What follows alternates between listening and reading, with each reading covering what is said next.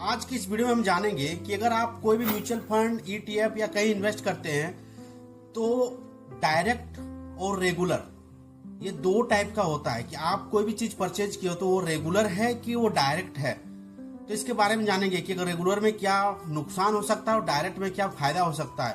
तो अगर आपने कोई म्यूचुअल फंड किया है या एसआईपी किया है तो वो आपका रेगुलर का है, रेगुलर टाइप का फंड है।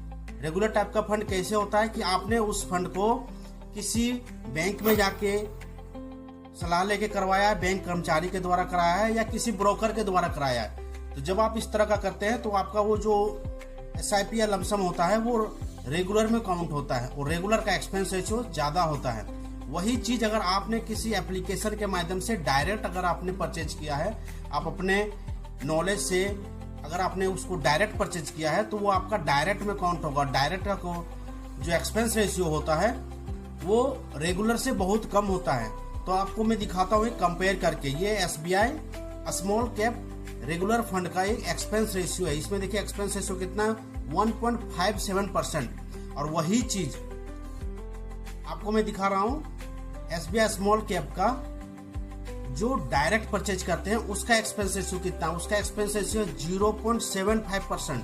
तो इसमें अप्रोक्स 1% का डिफरेंट है। तो ये 1% डिफरेंट जगह लंबे समय में बहुत बड़ा हो सकता है। अगर आपने 20, 25, 30 साल के लिए एसआईपी या लमसम करके रखा है तो सोचिए जब आपका 1 करोड़, 2 करोड़, 4 करोड़ बनेगा, उसमें अगर आपका 1% कटेगा तो आपका कितना नुकसान हो सकता है, आपका रिटर्न कितना कम हो जाएगा। आपका जितना एक्सपेंस रेशियो ज्यादा रहेगा उतना आपका रिटर्न कम होगा और आपका एक्सपेंस रेशियो जितना कम होगा उतना आपका ज्यादा रिटर्न होगा।